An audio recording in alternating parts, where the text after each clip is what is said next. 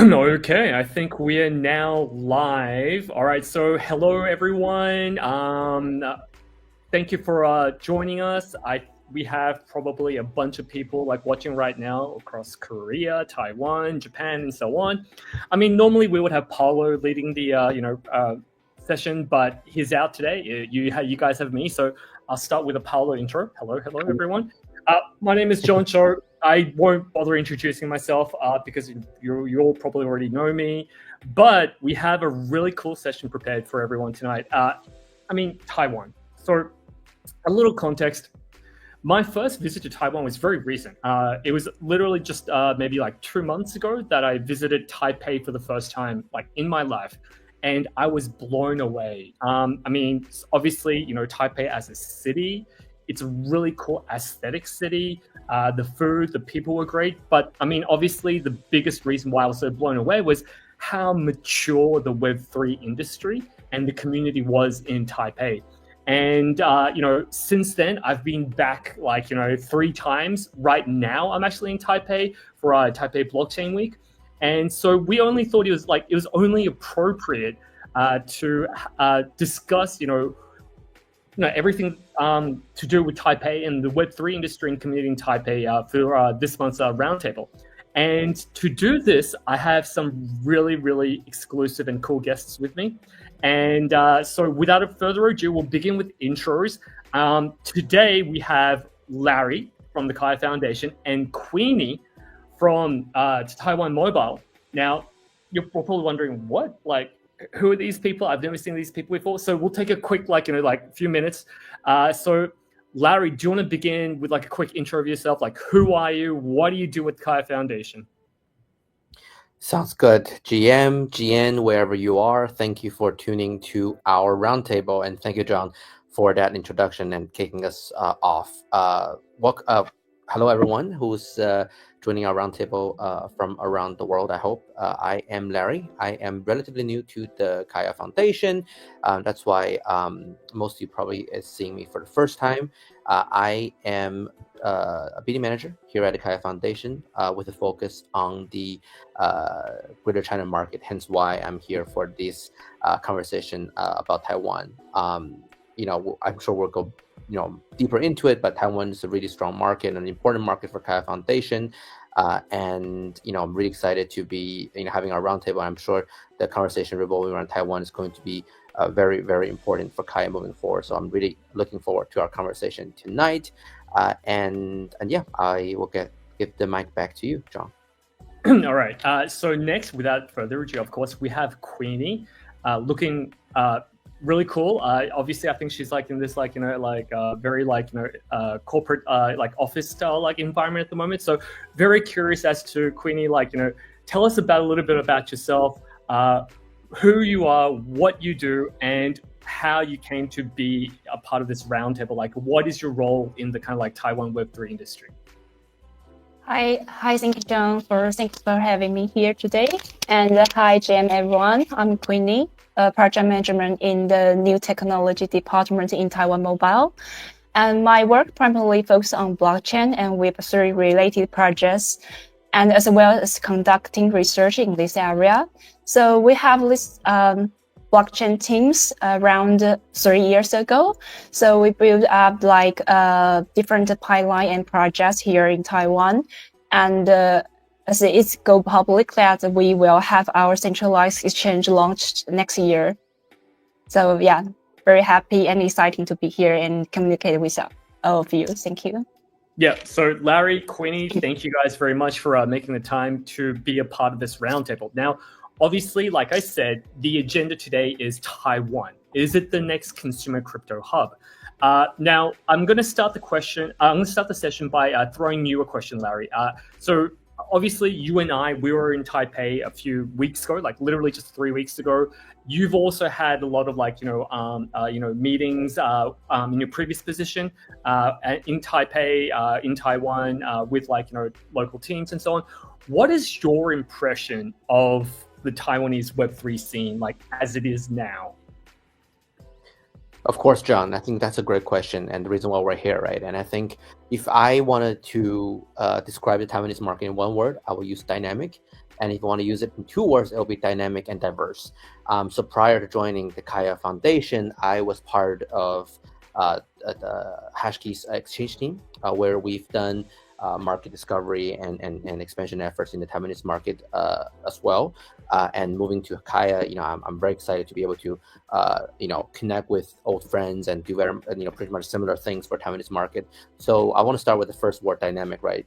I think that's pretty straightforward. John also mentioned during our last trip in Taiwan, in Taipei, and my previous trips here, meeting with the crypto scene, you can really sense a really great sense of energy here, from whether you are a ordinary retail trader, or if you are a project builder, or if you are a influencer, or whatever you are in this crypto space, there is a sense of excitement, a sense of everyone here wants to build something. They are looking at what's the next big thing. They're the users, the projects, they're really eager to try out new things and experiment with things and adapt to new technologies. And I think that is very unique to the Taiwanese market. And from a project perspective, and of course, before I was doing more on exchange business, so it's more about retail users. But now, being at Kaya, able to do more with an ecosystem, the Taiwanese market really, the advantages really shows, right? You can really capture the necessary parts of the entire ecosystem right within the single market. And I think that really is something that's really exciting. And to piggyback the back of that, right? I think everyone by this point knows about our sort of synergy and partnership and collaboration or whatnot with Lion. And Lion, of course, is such a strong local, I wouldn't even say a company, I would say it's part of society here. And that plus the dynamic of the crypto space here, I think makes Taiwan a super strong and unique market for crypto scenes globally. And another thing I wanted to say was diverse, right? And I think I touched on that a little bit as well. And John mentioned it in the beginning. You can really see all sorts of different practitioners of the crypto industry, all here within this market. You have you have people from influencer to projects to exchanges to different types of crypto products. So you can find everyone here in this market, and that's something that I find really, really exciting. And we've had the privilege of meeting a lot of people during our past trips here, and we obviously are doing a lot of events this time. So if you are in Taipei or coming to TBW, definitely come say hi to us at our booth, at our events. And I'm really excited about what's to come in the next few days, and meeting new projects and seeing your friends. All right. So thank you for that. Now I'm going to segue over to you, Queenie. So Larry talked about how his kind of like keywords for the Taipei and also / Taiwan like Web3 scene was like dynamic, diverse, and so on. Now, Queenie, I think you're in a position to have a very unique perspective and unique kind of take on the Web3 industry, because you actually come from a more traditional corporate background, but within that corporate structure and environment, you're working within the Web3 kind of like division / part. So I think you would have a very unique kind of like, take and unique perspective on the current Taiwan Web3 scene. So my question to you is, how has the Taiwanese Web3 scene evolved, say, over the last like 3-4 years?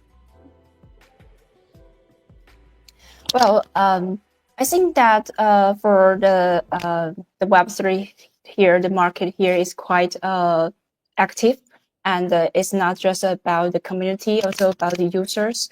So back to like 2022, after the collapse of FTX, actually the CoinGecko revealed statistics that Taiwan was ranked as the 7th most affected country, and with the total loss maybe exceeding like $500 million. So I think the user here is they are keen to explore the Web3 and crypto market here. And according to our own research here, being in this crypto cycle, being around late 2022, the penetration rate, the user here is rebounding the initial growth over the past year.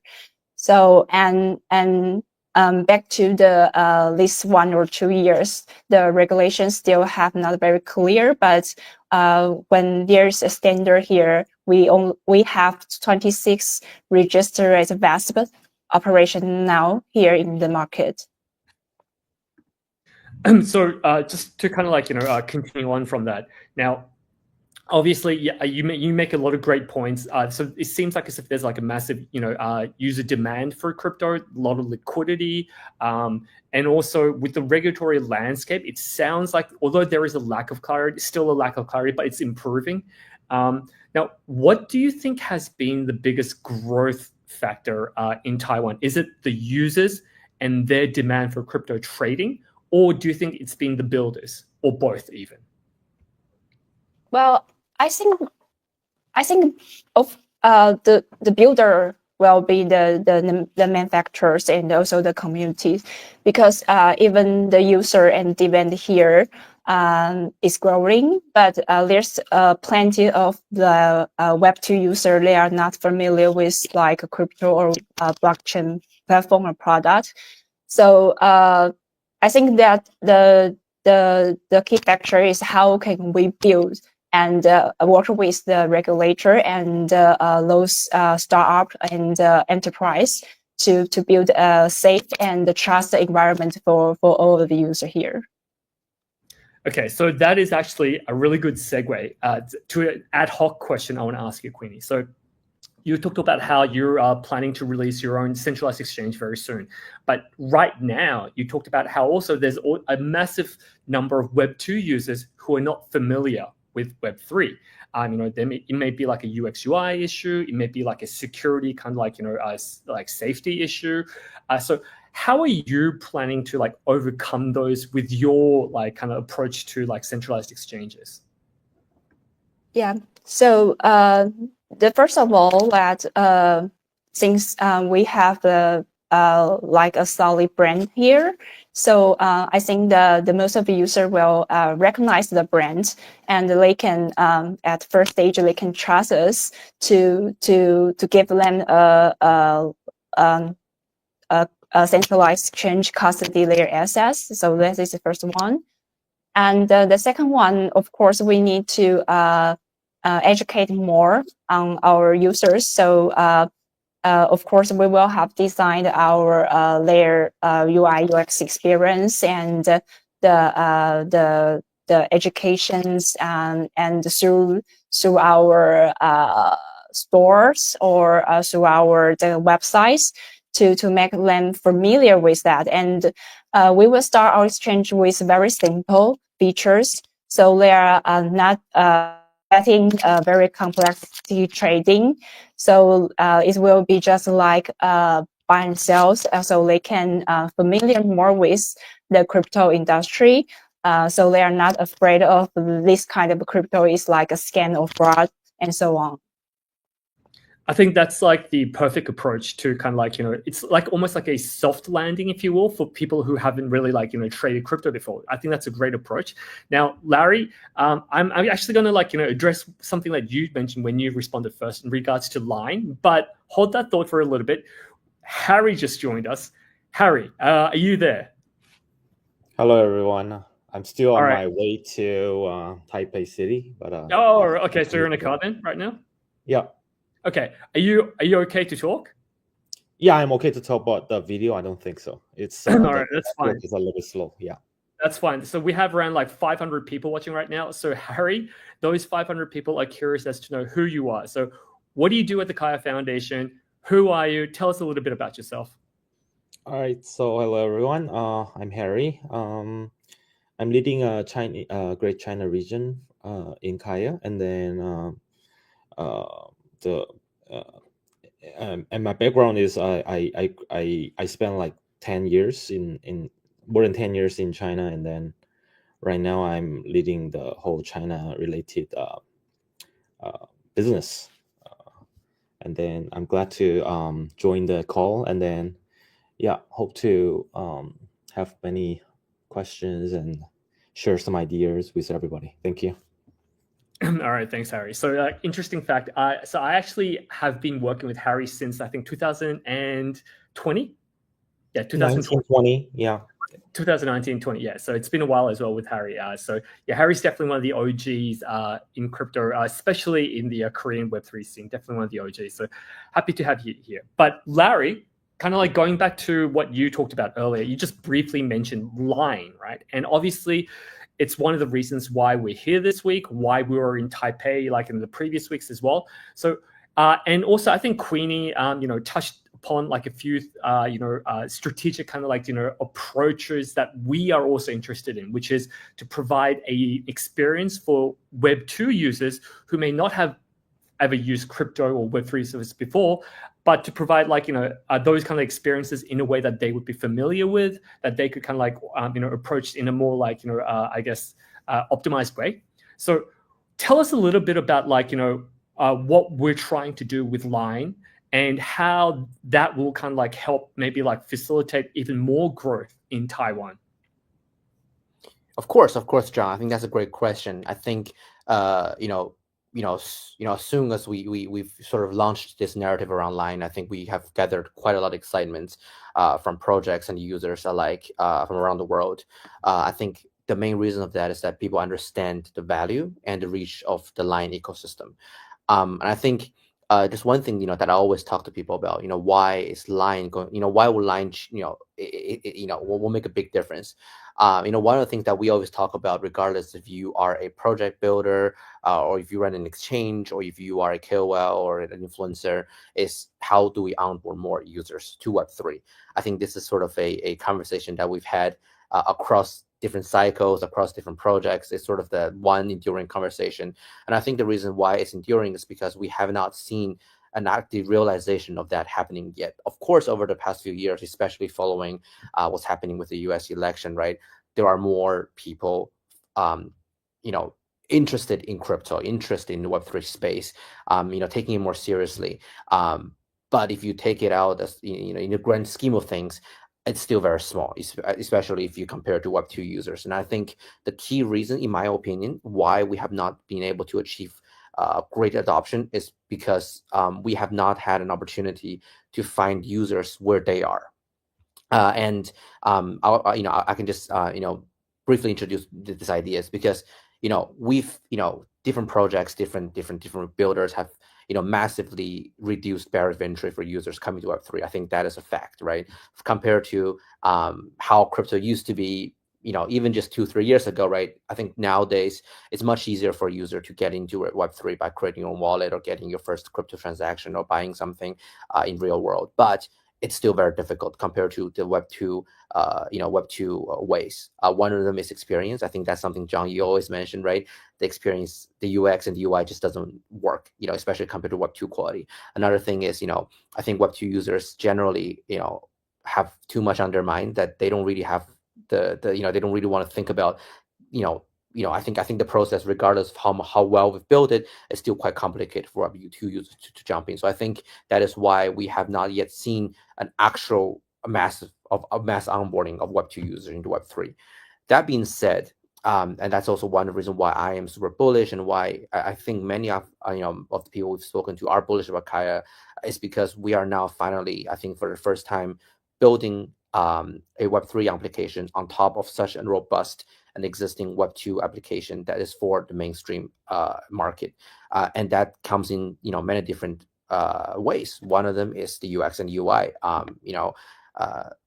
Line is an experienced team. There's no question of that, especially in regards to their many years of experience dealing with UI and UX design. They are the professionals, and I know we have not released an actual version of the dApp store yet, dApp portal yet, but I think once we release it, I think people and users will be very happy and very satisfied with the product that the Line team has built. I think it truly is an incredible, it's truly incredible piece of software. And that being said, another thing is, now users are able to access Web3 applications, in much simpler and much effective ways. Before, at the very least, you have to download a new wallet. At the very least, you have to go to a website or connect to a new application. If you are on your phone, you have to download something or use your browser, right? It's an extra step. But now, with our dApp portal built within Line, users can quickly experience Web3 without having to do any extra steps, maybe just 1 or 2 clicks on their existing thing. And I think that really is another power that Line X Kaya will deliver to the users and projects especially. So now, projects don't have to think about how do I convince users to download this app first, or how do I convince users to go to my website first. Instead, the users already have an access point to your application. All you have to do is just to think about how can I build a great experience. And I believe users will come, right? Because we are also, the Kaya Foundation and Lion team are also putting efforts to actually pushing forward our portal. So I think as a project builder, all you have to do really is to think about how do I make my own application experience as smooth as possible. And I think the rest will be taken care of. And I think now with this combination of great UI and UX and a much lower barrier of accessibility for users around the world, especially in key markets like Taiwan, and Japan, and Thailand, where Line really is part of life.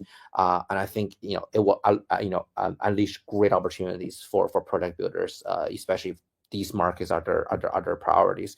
And just to add on to that, right? I think once we're able to build this pipeline of easily launching a D app and have access to a mass number of Web2 users, it gives new opportunities for new Web2 project teams, especially those are based in Taiwan, to start building for Web3 and to have access to users via Web3 methodology, Web3 methods. And actually, one other thing that I wanted just to add before I wrap myself up is, now that we have this Lion ecosystem behind us, a lot of the Web2 teams, I also mentioned briefly, a lot of the Web2 teams are now more comfortable into building Web3 application, because now they're building on top of something that they are familiar with, that their users are familiar with. So I think this familiarity is going to be very helpful for both retail users jumping onto the Kaya ecosystem plus Line, as well as the builders, whether they are Web2 or Web3 background. Yeah, thank you very much, Larry. You make some really great points there. Just to reiterate and elaborate on a few things. I mean, obviously, Line and Kakao Talk included as well. And also you have WeChat as well. I mean, these, the platforms aren't just your messenger applications, right? Obviously, Queenie, you're based in Taiwan, so you use Line Messenger on a daily basis. These are what we call super app infrastructures. So it's not just relegated to messaging services, but also other things like payment and so on and so forth. So basically, these super app infrastructures are the greatest distribution / acquisition touch points that you will find anywhere. And the fact that we're able to leverage this to launch Web3 mini dApps and to kind of give the opportunity for Web3 builders to not just to have a effective distribution structure, but also a distribution structure that's very much oriented around acquisition, user acquisition, and sustainable user acquisition as well. So super exciting, obviously. Also, that's why we've had a lot of conversations with great partners like Queenie, because I think there's a lot of people that want to be able to leverage this to kind of really expand out their services and so on. So for example, a couple of questions here, saying when is it coming? So I don't know if you guys saw, for everyone watching right now, we did upload a milestone tweet the other week, sorry. So the mini dApps are coming in January. Over the next couple of weeks, we will be releasing more specific details around the actual launch period, launch titles, and so on. And, just like a little tease, I mean, we're here for Taipei Blockchain Week. So obviously, since Taiwan is a strategic region for us, we're going to be leveraging this opportunity to really highlight some of the really cool stuff that's coming up. So keep your eyes out on our socials. There should be some really interesting stuff that we will be sharing. But Queenie, going back to you. So again, you're a local, you're based in Taiwan. You've been able to kind of watch the, and observe the evolution of the Web3 scene there. Just a very specific question right now. So what are the kind of challenges do you think that the Taiwan Web3 scene has? Because my understanding is this: Taiwan was actually one of the earlier kind of I guess if you will, Asian countries to really embrace and adopt decentralized infrastructure. It had one of the largest one of the earliest and largest Ethereum communities, dev communities, back in from 2014.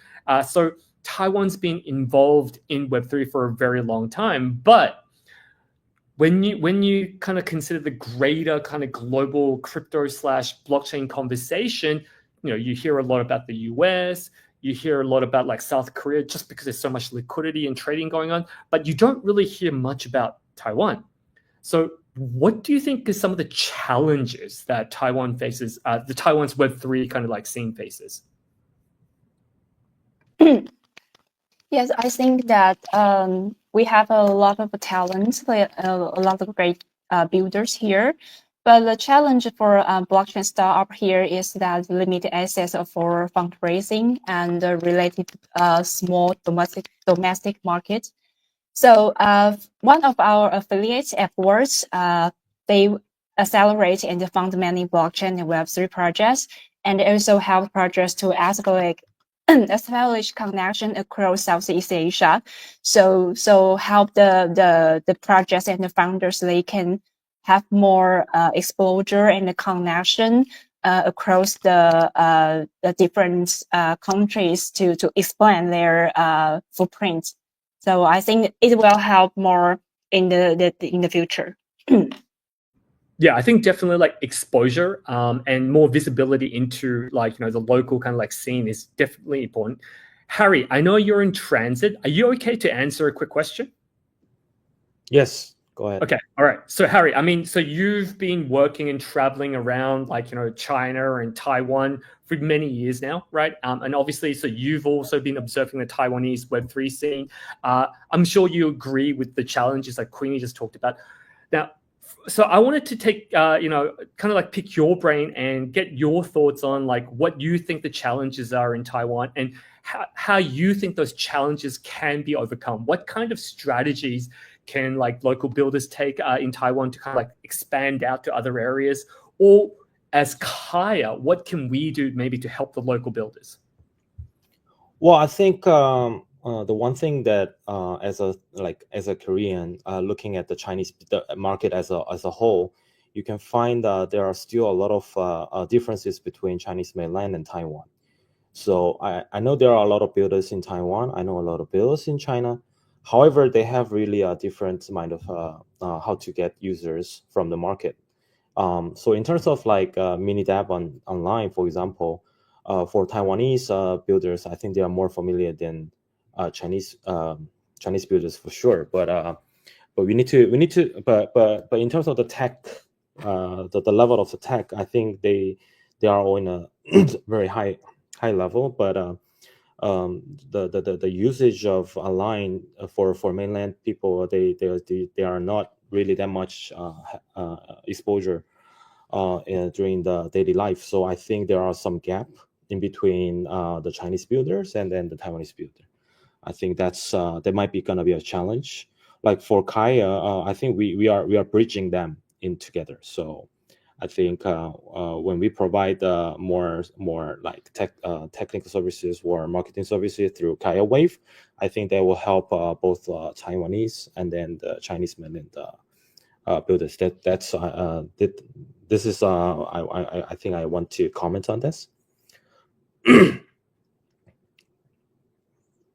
Okay. Yeah. Thanks, Harry. I think so. I agree with both of the insights that Harry and Queenie gave. I've had a lot of conversations with local Taiwanese builders as well, and I think one of the reasons why they were so excited about the Line Meetup infrastructure was so this infrastructure isn't just limited to Taiwanese users. It's a global infrastructure. So basically, Taiwanese builders will now have a very streamlined access to users in Japan, in Thailand, Indonesia, not just Taiwan, right? So I think that's why there's so much enthusiasm to build on this infrastructure, because it's a great way to not just bootstrap users, but to really like build a global kind of like audience and user base for your services.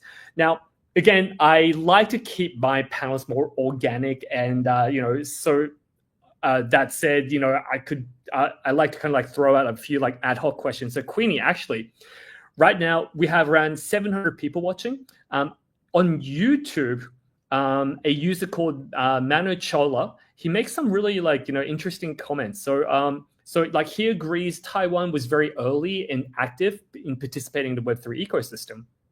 But he says there are still regulatory challenges in Taiwan because there aren't much clear guidelines. So there's a lack of clarity around like what you can do and can't do, which is kind of like deterring, which possibly is deterring large scale institutional adoption. Now, you, Queenie, since you are actually working for a large institution, what do you think? Is the institutional adoption of crypto and blockchain in Taiwan improving? Are they still very conservative? What's the situation there? Yeah, I think we are at somewhere the turning point here, because since the regulation remains unclear right now, but it's going to forwarding to taking the shape, and I think the good thing here is that we have a very smooth communication channel with the regulator, and they are very supportive to the industry right now. And we may think that there is a special law launched next year, in the middle of next year. They might help the industry set up a standards and the rules for institution to follow, and it will be give the more large institution have confidence and the trust to embrace the Web3 and blockchain as well. Okay, so on that note, I do have another question. I just want to kind of like ask you, which is, so I mean, Taiwan Mobile, obviously you are a large institution in Taiwan. My understanding is you guys have more than 10 million subscribers. So what made you, as an institution, as an entity, corporate entity, like dive into like crypto and Web3? Like, what was the background there? What was the context? Well, we are telcos. We have our core business for decades. So it's a quite stable business, but we also think that we need to have more strategic plans for the next decades.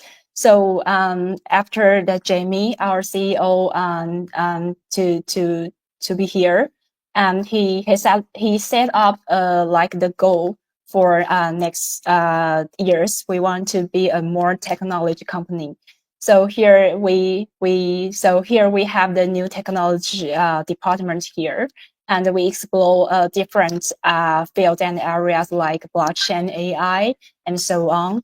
So for now, we are not just the telco; we are the technology company here, and we also see the potential opportunity in the Web3 and the blockchain. We believe that this technology will solve a lot of the problem here, either the remittancy or the industry labels applications. So we decided to move into the field. Interesting. So, I mean, I think I've seen a lot of that kind of movement, like, seeing a lot of like, established, like, traditionally like infrastructure IT companies kind of like, pivot themselves into like a tech company. So that's interesting. But just holding that thought for a second. So we have right now almost 800 people watching. We just had a very handsome man join us. Well, no, we have two very handsome men joining us right now. So welcome, Danny, Ivan. I know you're very busy, so thank you very much for joining this session. Right now we have 800 Kaya community members. Oh, looks like Danny's at an event right now watching. Yeah. So just quickly, Ivan, Danny, so maybe Danny, do you want to start? Like, introduce yourself. Who are you? What do you do? Yeah, I think Queenie might know we are rebuilding capital in Taiwan, and in overseas we are called Comma 3 Ventures. So we very focus on the new blockchains ecosystem. So Kaya must be our next year's important partners for investing. All right, awesome. Yeah. Ivan, who are you? Yeah, Tell us who you are. I mean, so apparently this is Ivan speaking. So me and Danny, we are founding partners of Commodity Ventures. So we have offices in Singapore, Taiwan, and as well as I'm based in Bay Area right now, San Francisco. So yeah, basically we bullish on Kaya ecosystem at the very early stage, right? So a little bit background. So we invested in Clayton before, and then in 19, and then we have a very happy result in 21. So we're gonna do it again, and then we try to I would say duplicate what we did to Sui ecosystem. I'm sure you guys know Sui ecosystem has a very successful ecosystem and as well as the token price as well. So yeah, we try to duplicate this model and then to incubate some early stage ecosystem project on Kaya, Kaya Wave, and work with the foundation and try to bullish this ecosystem. And then so currently we're actually in Taipei at you know always like much big brother, right? So we are at the muchest office right now. So yeah, thank you, John. All Yeah, right, so Queenie, you're from Taiwan Mobile, right? Right. Hi. Okay. Hi. Yeah. So not gonna lie, whenever I speak with Danny and Ivan, I get very bullish. Great to have you guys. So a little context for everybody watching. Obviously, Queenie from Taiwan Mobile, Danny and Ivan from Comma3, they're very close and good partners of the Kaya and Kaya Foundation. And of course, the line kind of like mini DApp infrastructure. Queenie, Danny, Ivan will be helping us here on the ground in Taiwan, and not just in Taiwan, but globally as well, really help us grow the ecosystem together. So we're very, excited about that. But Danny, Ivan, great timing, because right now we've been discussing, whether or not Taiwan is the next consumer crypto hub, the Web3 scene in Taiwan. My next question, because up until now we've been discussing a lot about onboarding Web2 users, institutional adoption. My next question was about crypto natives in Taiwan. What do crypto natives in Taiwan do? Are they mostly retail speculative traders?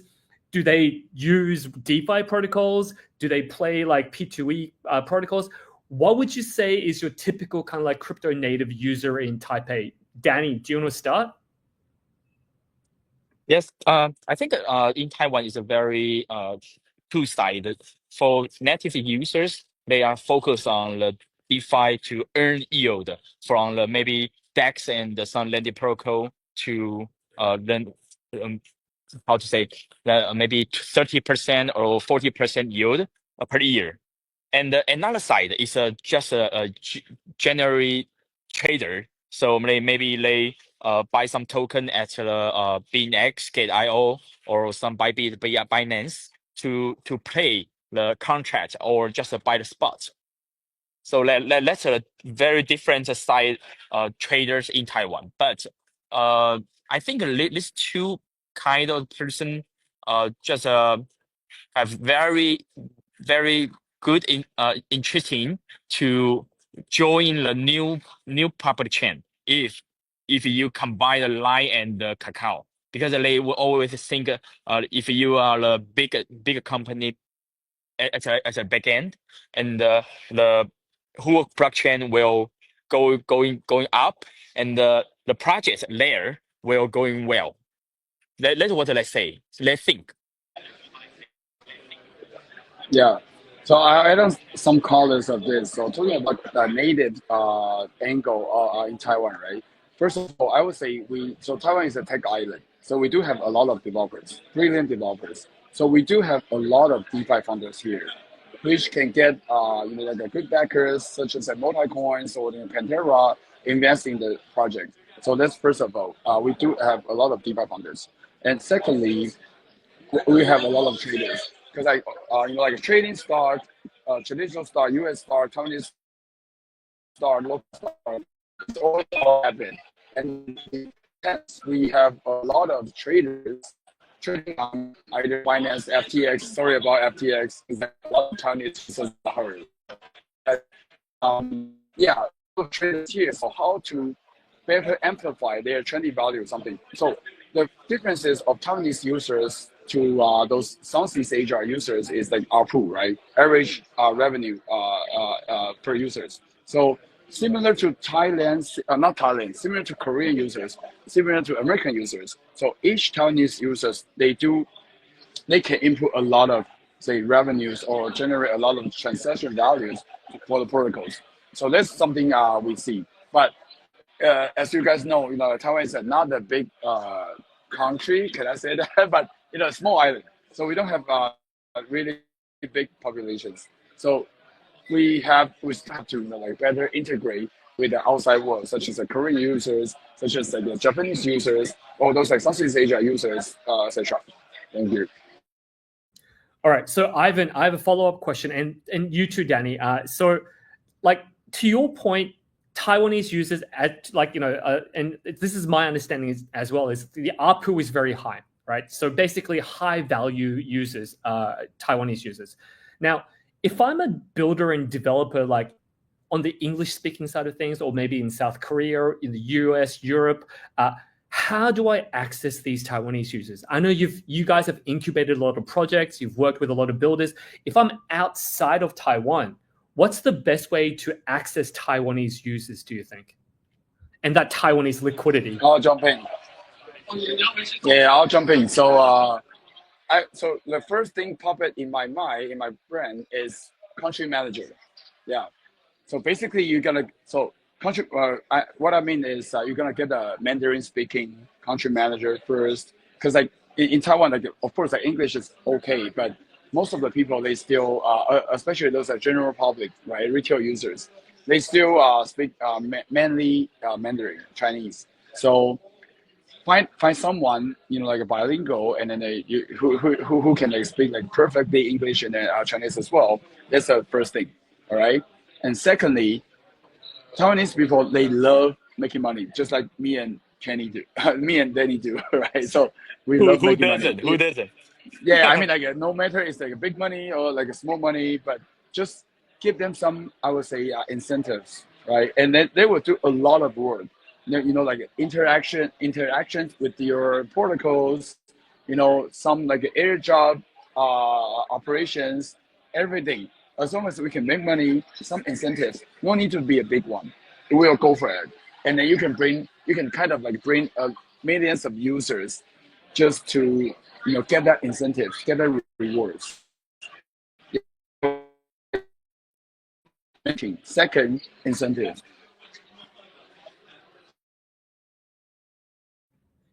Okay, so actually, I want to also direct this question to you, Queenie, because you're about to launch a user-facing product, a Web3 crypto product very soon. So, what is your kind of like approach and strategy to user acquisition? Well, basically we have, like just you say before, we have like 10 million subscribers. So here we will basically focus on the subscriber we have right now. So a little bit kind of the strategy between Kaya and Line. So we will they don't need to download the XRS app for them to get in the centralized exchange. They can naturally embed the functions, the centralized exchange in their service app right now. So I think that will be the first step for us. I think so. Definitely, what we're trying to do with Line, also, Queenie, what you're trying to do with your Taiwan mobile subscribers is, leveraging an existing user base, right? And it is an unfair advantage. But in these kind of like situations, I think it's something that I think we have to leverage. So I mean, if you have an existing user base, definitely leveraging that to kind of like onboard them onto new services completely makes sense.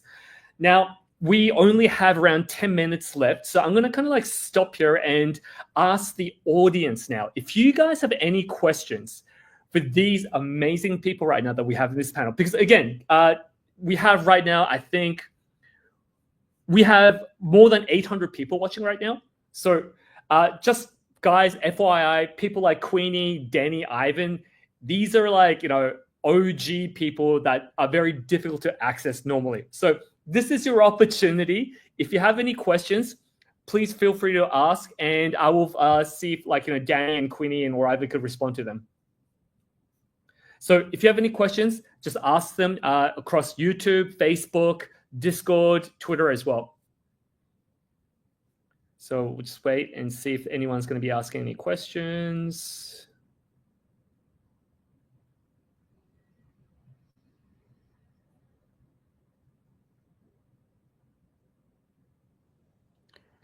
So this is not necessarily a question, but this is I guess like a comment. So I'm gonna direct this to you, Danny.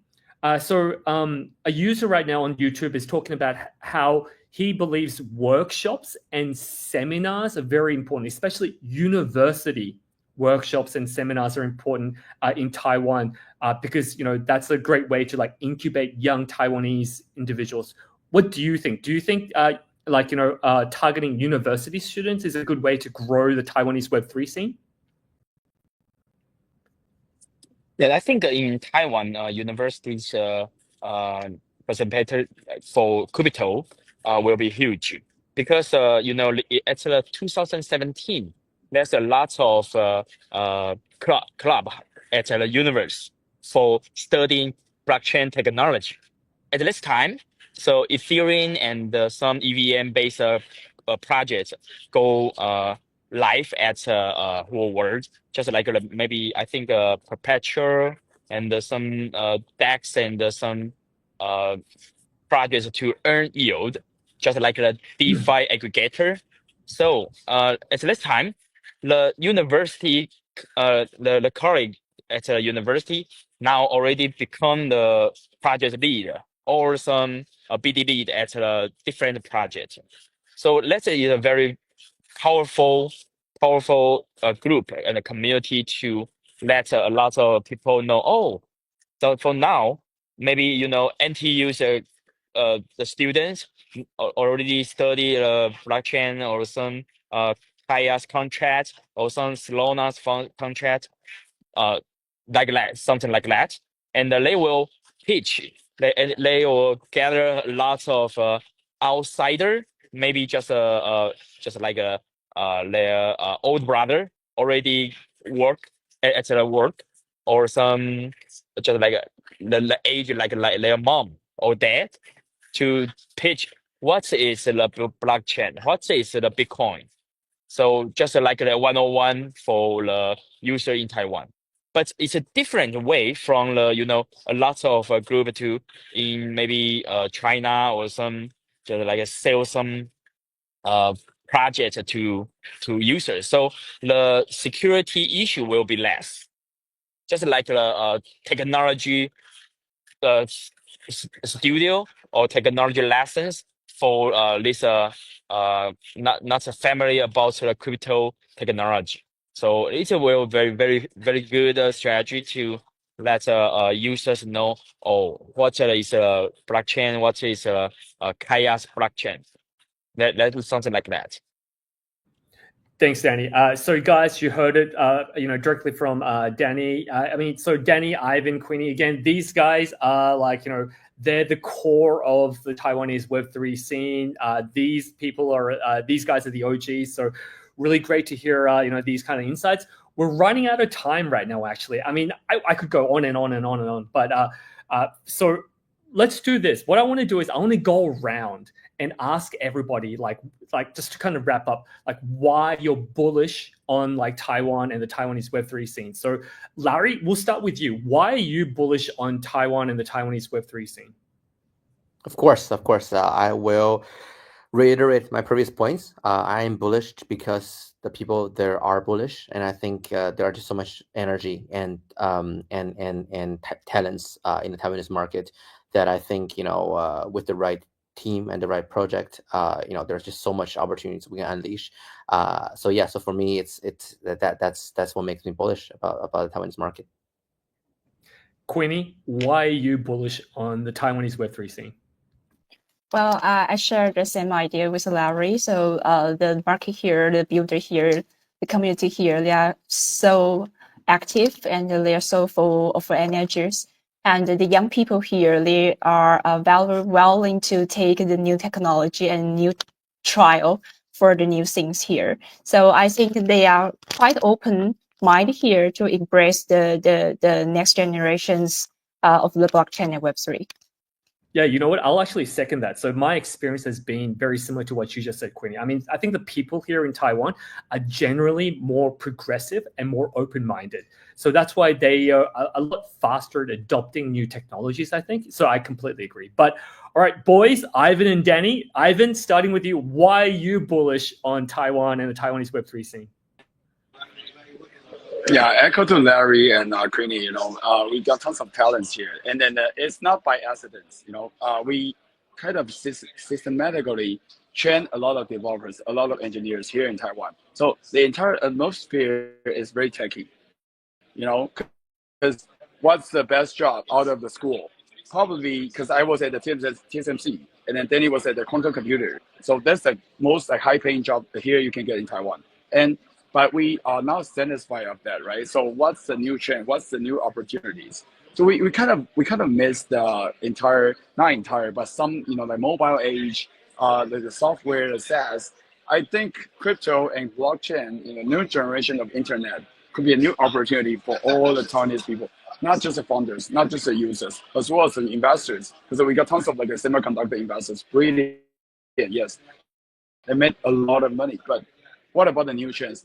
Did you invest in new technologies in time or ahead of the market? We don't know yet, but I'm sure there's a pretty good potential here in Taiwan, and you can bring value to the entire blockchain ecosystem, crypto landscape, because we do have brilliant developers, founders, as well as users. All right, Danny, why are you bullish? I want to say I'm bullish on kayak ecosystem in Taiwan because in Telegram Wave, at maybe September or some August, Taiwan's people didn't awareness so for a larger group of people, but in line, the majority messaging software in Taiwan will be the next strong ecosystem in Taiwan. So if we use a mini DApp to let everybody know, there's a DeFi aggregator or there's a DEX lending protocol. We just maybe send some money from the Light Pay. If our government say yes, then we can do that. So if they use maybe one day $100 to make some money, they will think about eventually decentralized financial technology is very good. So in Taiwan, we have a name is called 菜篮族is just like I like to buy some stock. Use our everyday buy some vegetable, buy some meat. Use less little money to invest in the stock. We might can be transfer these people to the Kaya ecosystem. That's what I think because in Taiwan's ARPU is very very high for individual people. So if we can do the same thing at a town ecosystem in just like in Korea or in Japan, we can do the same thing in Taiwan with a Kaya, with a Line ecosystem. That's why I bullish on Kaya ecosystem in Taiwan. That's amazing. Also, a great kind of insight to kind of wrap this up. I mean, so myself personally, the reason why I'm so bullish on Taiwan and Taipei is because first, I love this city. Taipei is an amazing place. So for all of you out there watching right now, if you've never been to Taipei, please visit Taipei. The vibe here is amazing. So that's first and foremost. Second, combination of everything what like Queenie, Larry, Danny, and Ivan said. I mean, obviously the people here, like I said, they are a lot more, I think, relatively compared to like other nations in Asia. I think are a lot more progressive and open-minded. So they are very more fluid in adopting new technologies, and that has obviously led to a lot more robust dev community compared to maybe like other like Asian countries where a lot of the Web3 and focus is on the retail kind of like speculative trading aspect. So that was kind of like one of the biggest surprises for me. There was such a robust developer community here in Taiwan. And obviously, I am biased, obviously, but the opportunities that Kaya and the Line mini dApp infrastructure can bring to Taiwanese builders and users, that is also one of the key reasons why I'm so bullish as well. Because the Line Messenger infrastructure is so integrated into daily life here. And now that daily life integration, that super app infrastructure will have access to hundreds, if not thousands, of Kaya mini dApps very, very soon. So I think this is potentially a game changer. It's still under the radar. But once we launch in January, I think we're going to be able to like gain a lot of traction. All right, so I'd like to thank all our guests today: Queenie, Larry, Danny, Ivan. Amazing to have you guys. Harry, of course. Really looking forward to hanging out with you guys this week as well.